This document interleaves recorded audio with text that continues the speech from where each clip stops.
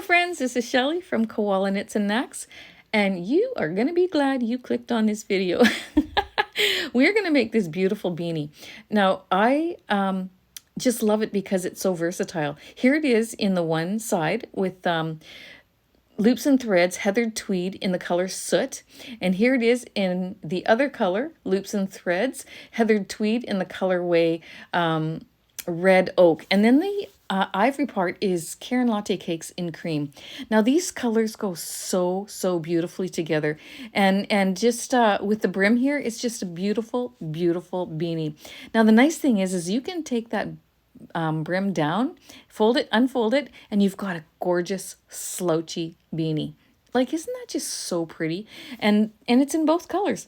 And I used my 46 needle Addi machine, but you can use your 48 needle Centro. I also used Pom-kins, which helped me to have a removable pom-pom, so I can make one in both colors. And I used my clover maker. I'll show you all those at the end of the video. And ordering for the Pom-kins can be found down in the description below. But you're going to love this beanie as much as I do. I'm confident of that. So thank you for joining me.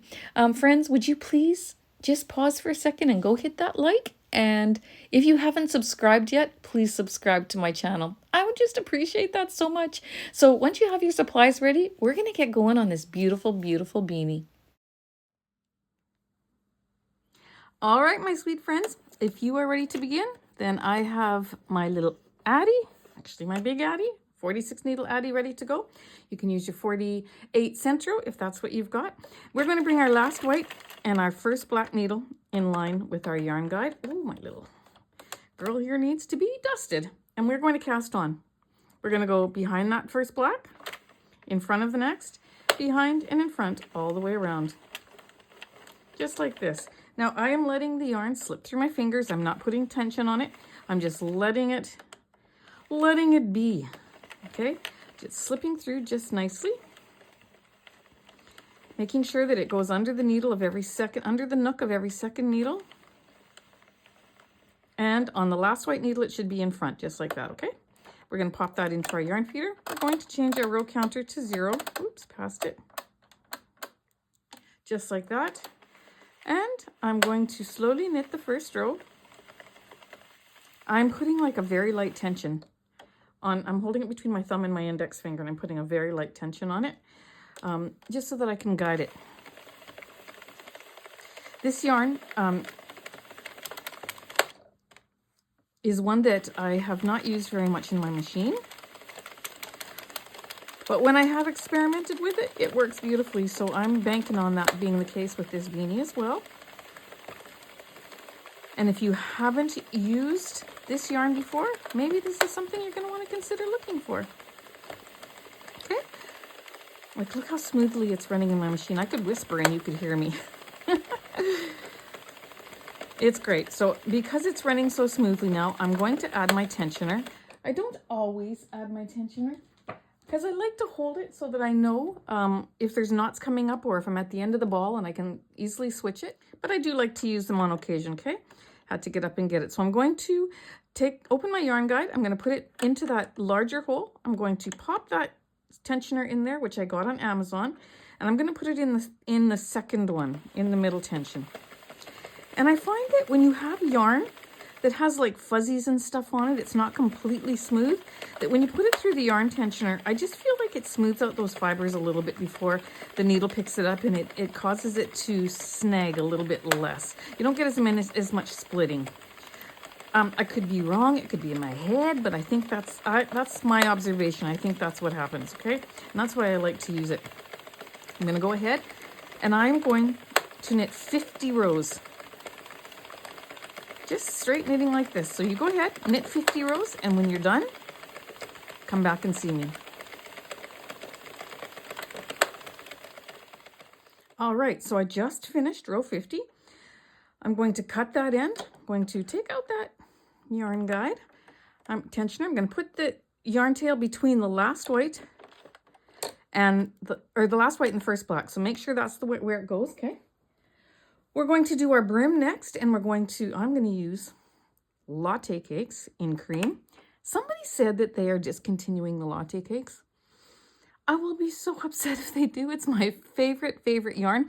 However, this yarn is a close second. This yarn is absolutely gorgeous. Okay, and this is good. I can't wait to see this beanie when it's done.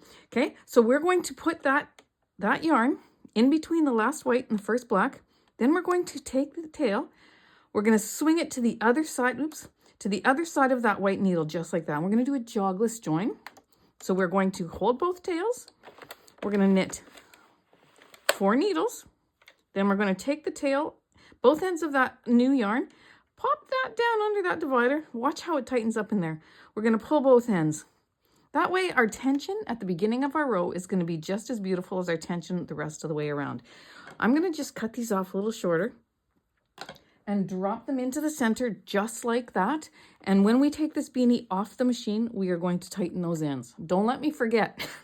Okay, so now we are going to keep knitting for 40 rows. Okay, so knit 40 rows of this new color till you get to 90 rows. So we did 50 rows of the first color. We're doing 40 rows of the brim. When you get to row 90, come back and see me.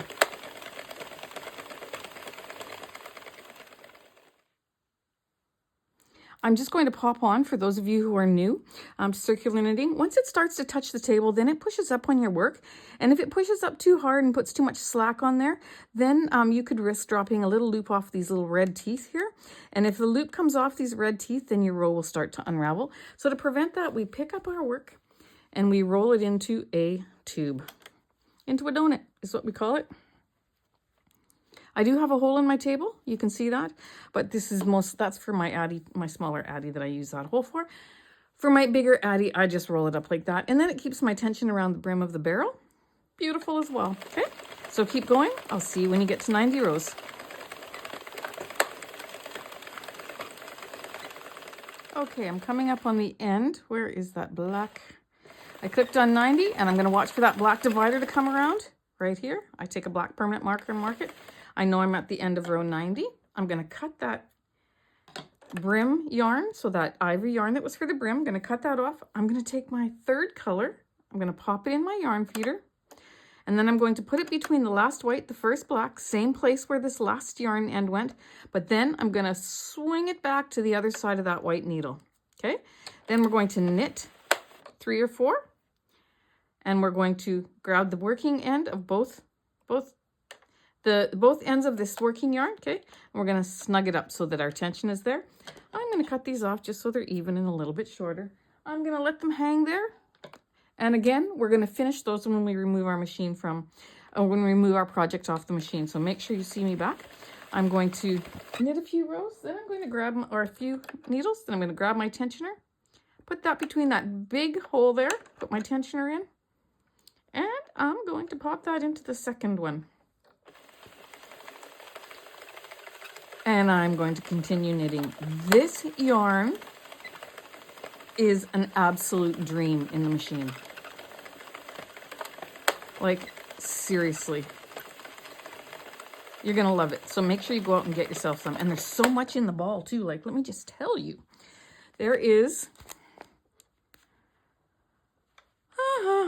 this is the color Soot. And I did do a loom knit scarf that you will find on my channel. It's like a little shawl scarf. It's beautiful with this particular yarn. It's 418 yards, okay? 150 grams for this ball. It's a 3-weight yarn, which is why it works so beautifully in our machines. Our machine loves 3-weight.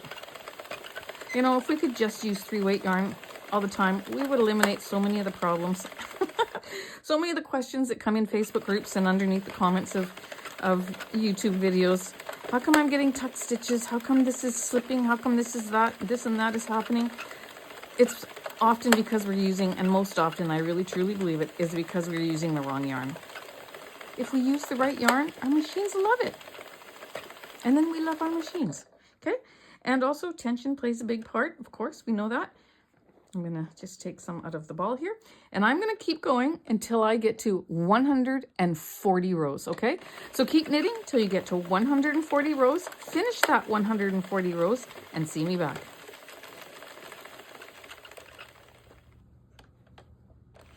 All right, I'm on row 140. I'm watching for my black divider to come around, and I know I'm done. So now we're gonna cut off a tail that will go around your machine approximately 1.5 to 2 times. Cut it off, open our latch. Make sure this goes between the last white and the first black, okay? Because we still have to finish off that stitch. This is quite staticky. Okay, take your needle. Did you know that it fits in here? It does. It fits in there for safekeeping. Except for I never put it in there, very rarely. Only when I get it ahead of time before I'm ready to do this. And then I stick it in there so I have it. But okay, we're gonna cast off, making sure your tail is still between that last white, the first black. We still have to finish this one. The needle has to drop down and then this needle has to pick up. Okay, so we're gonna turn our project. We're gonna take off our stitches one at a time till we get some slack on it.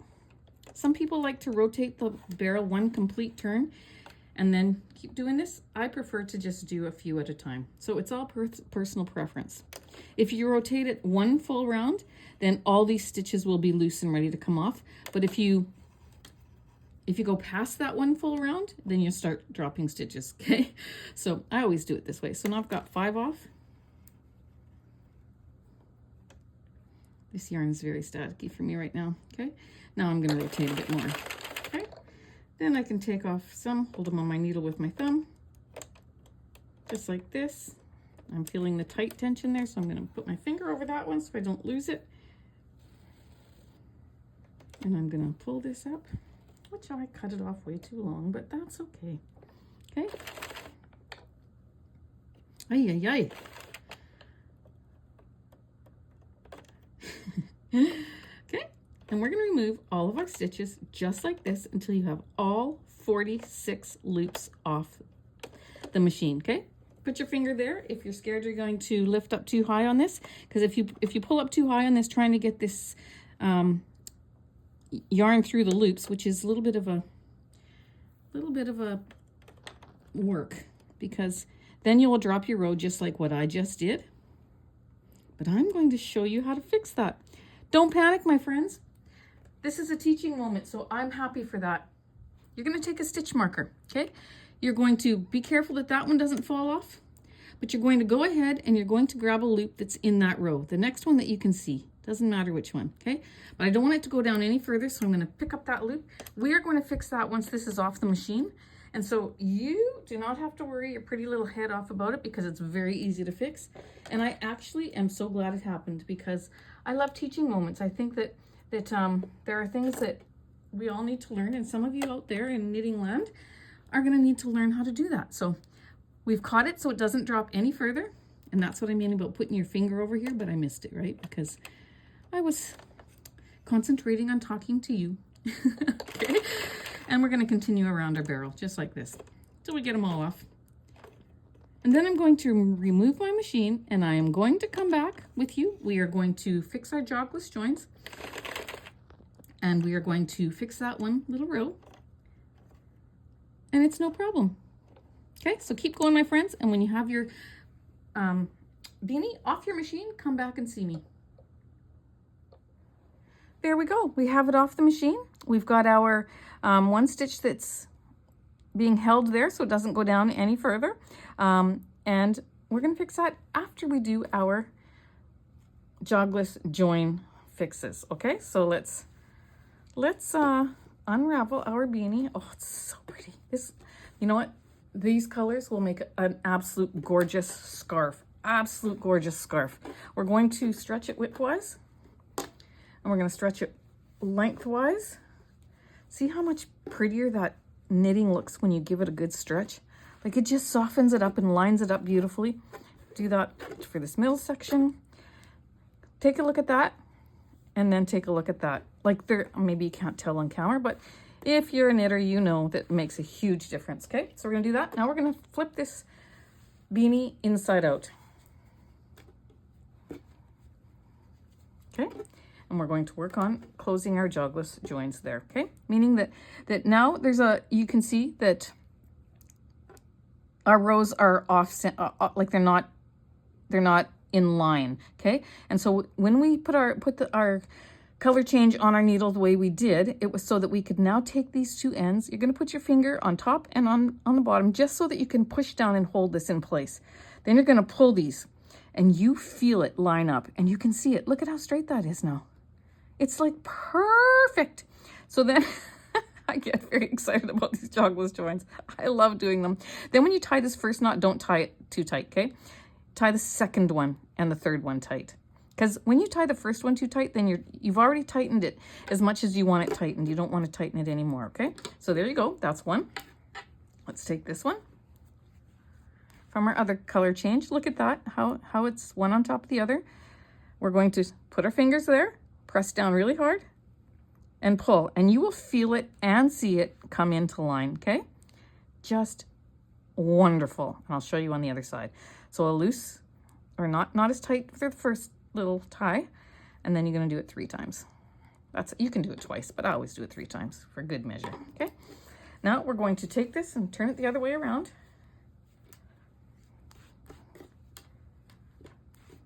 And let's just see if you can see that join. I don't even know where it is. That is where it was, right at the front, right there. Like, isn't that like, it's perfect, absolutely perfect. So that's how you're going to do that.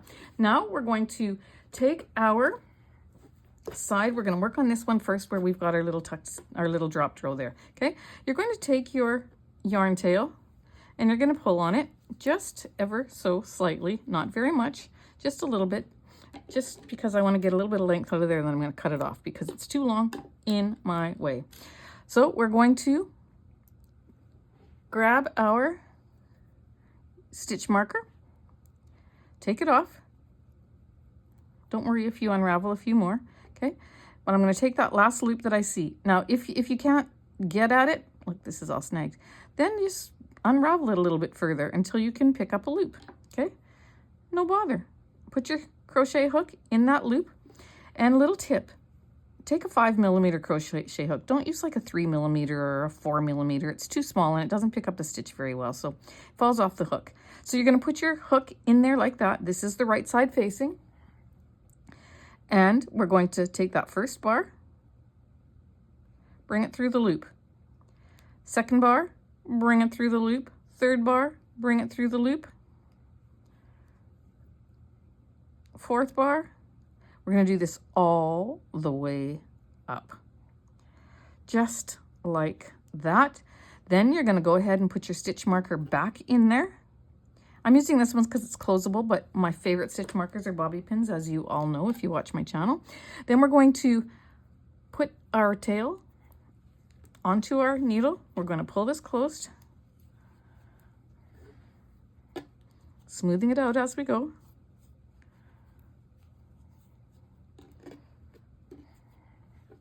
I'm not going to close it completely tight because I'm going to put a removable pom-pom on there. So I'm going to take my loom hook. You can take a crochet hook, you can take a pen, you can take anything that's in that width. Now, Rhonda is sending me one of the little, I use my Pom-kins to do removable pom makers, and Rhonda, who has sent me some, because I use them all the time and promote them on my channel, she is going to send me the little piece. It's actually in the mail already. The little piece that you use with the Pom-kins to measure this hole to be the right size so that you can put your pumpkin in there. And you'll see the pumpkin in just a second when I get to that part, okay? And then you'll understand what I'm saying. So I'm going around the first row of stitches just like this, okay? With my tail. And I'm going to pick up this one that's on my stitch marker. See, just like that. Then I can take the stitch marker out because that top one is caught. Okay, then it makes it easier to do this now. Okay, so you can see that there's a little hole there. If you choose to wear this without the pom-pom, because you can wear, like I said, I'm putting a pumpkin on my pom-pom so that I have a removable pom-pom. I've heard questions like, is the hole too big then? It is absolutely not too big. Nobody will ever notice it. So we're going to just keep going around here. Just like this. I always go around twice, and with this 3-weight yarn that's a little bit thinner, I'm going to go around 2.5 times maybe. Just like this. and you're going to tie off a knot. I think my husband just got home from work, and sometimes he'll come downstairs and say hi. And I'm in the middle of recording, and then I'll have to record a new section because he opens the door and interrupts me. So I might shut this off in a second. But then we pull that out, and you see you have a nice little hole that's the right size for your pumpkin. We're going to go ahead and put your hand through your piece, put your needle in there with your yarn tail on there, your yarn end, and you're going to pinch the top and bring it through. Okay, just like so. Take your needle off your yarn end, but make sure this stays out. Now we're going to close the other one. Okay, in the same manner, I'm going to stick this little loom pick. This is rubber. It's not like plastic, so it stays in there. When I put it in there, it stays. It doesn't slip out. Okay, so that's why I choose to use that rather than a pen. But like I said, the little thing that measures is coming in the mail, and I can't wait because I use my removable Pom-kins all the time. Okay, so we're going to smooth this out just like that, and you're going to go around and you're going to stitch that top row of stitches again with your black yarn here, and reinforce it. Go around twice, and when you're done that, I'll see you back. All right, so that's done. I'm going to tie a knot here because I went around twice. I'm going to just tie it off in a knot just to secure it. Just like that. I just need to do one because I'm going to take these two tails. I'm going to cut them off even shorter now because I don't need them. I'm going to make sure that that inside layer is up really close and tight to the top layer, even taking my fingers to push it up there. And I don't want to take this out yet because I just want to tie it in its exact place, just like that, okay? And I'm going to tie that really tight, and again, and again. Now I can pull this out, just like that. I'm going to put these tails on my needle, and I'm going to hide them between the layers.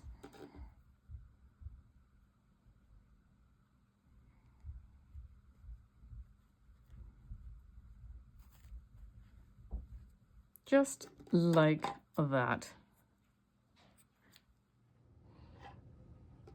All right, so now that we have our beanie all done, all cinched together, it can be a slouch beanie if you just use this. If you put it like this, it's a slouch beanie on both sides, okay? If you want a brim, you just fold it up and you've got a wide brim. You've got a brown color, put it on the other side, and you have got the black. Now I am telling you, this yarn would fit a man's hat. This will fit a man's head or the biggest woman's head. I just know it will because it's so stretchy. I love a wide brim. That's why I do 40 rows for the brim, because when I have it on me, I want this double, actually there's 4 layers over my ears. It gets really cold here in Manitoba. We get like minus 42, 43. We freeze. So I want it as warm as I can get it. And so, but I also think like me personally, I like the look of a wider brim better than a narrower brim. So that's why I stick to 140 rows. There's a debate out there as to how many rows you need for a beanie. And if you're in any Facebook groups, you know, it's the age-old question, how many rows, and everybody has a different answer. So you do whatever suits you. But before I put the pom-pom on this little pumpkin, I'm going to just put it in these 2 holes to make sure that I've got it lined up right. I do, because I could pop it right through just like that. And then what we're going to do is we're going to put them on these beautiful, beautiful pom-poms. I'm not going to make the pom-poms on this video because I have a video on my channel that tells you how to make a pom-pom on a clover maker. And these are my absolute favorite. If you make pom-poms with cardboard or with your fingers or however you make it, and you can afford these clover pom-pom makers, my friends, go get them. They are so fantastic. And I will show you how to use them on my channel, so you look for that. And I have a set of 4, and this has got a number 85 on the back. So if you're looking and you want the same size pom-pom. That's the number that's on the back, whatever that means. But it's the largest one that I have because I made jumbo pom-poms for this, okay? Now this, already I attached the pumpkin to this one. So you can see, all you got to do is squeeze it like that and put it in the hole. But I'm going to show you how to attach them. So I'm going to take my pumpkin. I'm going to take my pom-pom and I am going to take my yarn. I'm going to tie a very tight knot on it to get it around so it's close to my pom-pom. Then I'm going to take this and I'm going to wrap it around this one end twice, and then I'm going to wrap it around this one end going the opposite direction twice, just like that, okay? I'm going to push those all into the middle, and then I'm going to just tie another knot. Just like so, okay? I'm going to tie three times, in fact. These fibers are getting in my way. Okay, and now all I'm going to do is cut these yarn tails off to the same height that my pom-pom fibers are, and I've got my pumpkin, my removable pom-pom holder on my pumpkin, okay? So I'm going to take my beanie. So now you've got one for each size, each color, okay? So I'm going to take my beanie, I'm going to grab my pumpkin, I'm going to squeeze it, and I'm telling you, you gotta hold pretty hard because it wants to spring out, which is what you want because that's what keeps it in the hat. It's not that hard, it's a plastic piece, but you do have to pinch fairly hard. Then you take your hat and you stick it in that little hole, and through the double layers, it helps me if I put my pom-pom on the table. It's upside down, and then you can see it's coming through. You lift up and spread it out, and that little baby is not going anywhere. And you can remove it the same way. You squeeze it and pop it back out so that when your hat's on this side, you change it out and put the other pom-pom on there. Okay, so my friends, that is my tutorial for today. I love the giant pom-pom. I love the reversible colors. I love that you can make it a slouchy or a brimmed. This is just an all-around perfect hat. And you know what? I think, just me personally, we see so many faux fur pom-poms, and I do it too, so that's why I feel like I can say this. But I think that these yarn ones are more popular right now. I've been keeping my eye out, watching what younger people are wearing, and they are wearing the jumbo yarn pom-poms more than I see the faux fur ones. So that's my story, and I'm sticking to it. I'm going to start making pom-poms like this more so than adding the faux fur ones, okay? But they're both absolutely gorgeous, as we know. So there you go. That's one look. You take that off, turn it around the other way, you put that one on, and you've got your second beanie. And again, you can wear it brimmed or slouchy. I absolutely am in love.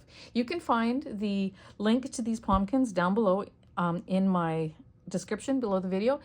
Go check out her site because she has a few other things that you're going to want to get to. There's some Addi stoppers that will fit your Addi and your Centro. So you're going to want to pick some of those up. And there's a couple other things on there too that you might want to look at. So it's my favorite site for accessories like this. So go ahead and check it out. All right. So there you have it. Isn't this like gorgeous? Because, you know, these two colors, you can pretty much wear it with anything that you have in your wardrobe. So any jacket color that you have, one of these is going to work. Okay. And so I hope you enjoyed this tutorial. I hope that you get yourself some yarn in these colors and whatever other colors you find there that you like. I'm going to certainly go back and pick up some different colors because I love this yarn so much. And so thanks again for joining me in this tutorial. I hope you enjoyed it. Please show me in my Facebook group the color choices that you've decided on. And I would just love to see them. So come over there and join us in that group. You will be so glad that you did because there's so many wonderful, wonderful people over there. And I don't just say that, it's the truth. I also would like to remind you to hit that like and the subscribe. And on the homepage of my YouTube channel, you will see a PayPal link. Now, I offer you all these patterns on my channel for free, and I am so very happy to do it. But if you would like to be a part of helping me grow and support this channel, you can click on that PayPal link and donate in that way. And I would appreciate appreciate that very, very much. But you don't have to. It's just there for an option for you, and I want to mention it. So thanks again, my friends, for joining me. Take care, and I'll see you in the next video.